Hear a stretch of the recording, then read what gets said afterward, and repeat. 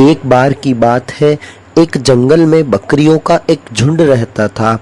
बकरियां रोज गुफा से निकलती और आराम से जी भरकर घास के मैदान से घास खाकर शाम को वापस लौट जाती।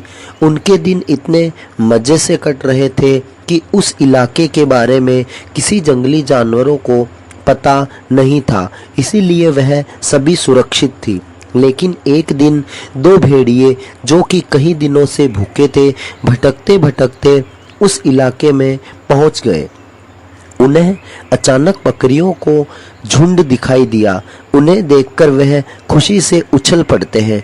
तभी एक भेड़िया कहता है, यार, किसी ने सही कहा है, देने वाला जब भी देता है छप्पर फाड़ कर देता है। तभी दूसरा बोला, हाँ सही बात है, चलो दावत उठाते हैं। लेकिन दूसरा बोला, रुको भाई, हमें इन पर अभी हमला नहीं करना चाहिए। अगर हमने ऐसा किया तो ये सब सचेत हो जाएगी और भाग जाएगी तथा कभी इधर नहीं आएगी।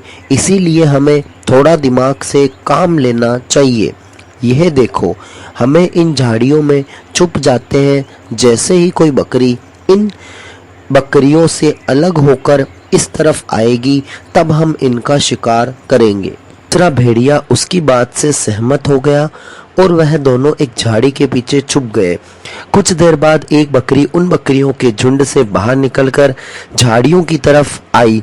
जैसे ही वह बकरी झाड़ियों के पास पहुंची तो उन दोनों ने उस पर अटैक कर दिया और उसे मारकर वह झाड़ियों से दूर ले गए। बकरी बेचारी उसके हमले से अनजान थी।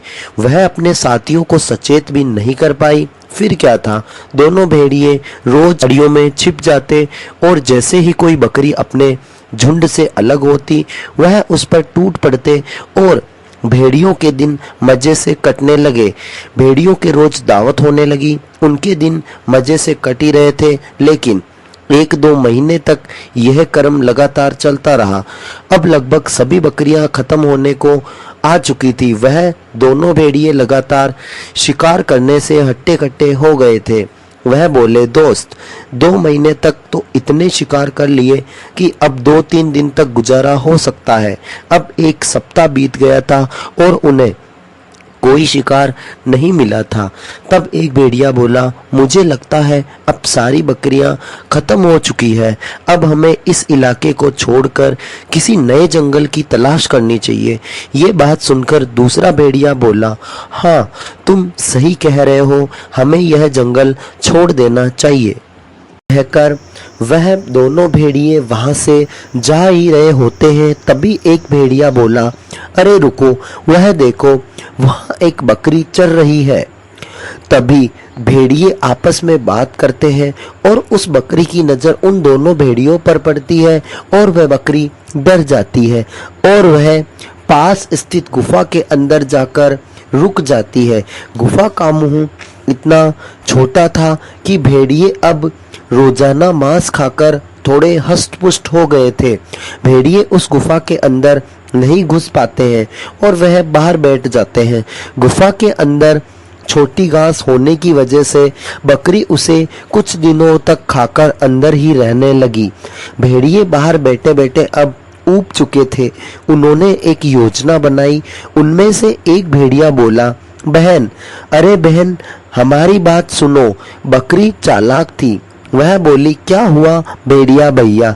भेड़िया बोला, बहन, मुझे रात को सपना आया था जिसमें वन देवी आई थी और हमने बहुत से पाप किए हैं, इसीलिए वह हमसे बहुत क्रूर थी और कहा कि अगर हमने आज से ही शिकार करना बंद नहीं कर दिया तो वह हमें मार डालेगी और हरा चारा शुरू करने के लिए भी वन देवी ने हमें कहा था। इसीलिए हमने हमारे घर पर बहुत सी घास भी इकट्ठा किए, लेकिन हमें घास की समझ नहीं होने की वजह से हमें सही पता नहीं चल पा रहा है कि कौन सी घास सही है।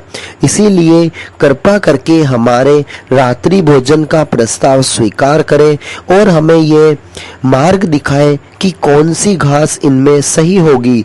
रात होने वाली थी इसीलिए बकरी बोली, भेड़िया भैया, मैं आपके साथ चलने को तैयार तो हूँ, लेकिन एक समस्या है। भेड़िया बोला, कैसी समस्या बहन? बकरी बोली, भैया, मेरे घर पर थोड़ी देर में कुछ मेहमान आने वाले हैं। क्या आप उनके लिए भी भोजन की व्यवस्था कर दोगे तो मुझे अत्यधिक प्रसन्नता होगी। यह सुनकर उन्होंने सोचा कि बकरियां आ रही होगी। उन्होंने कहा कितनी बकरियां और आ रही है।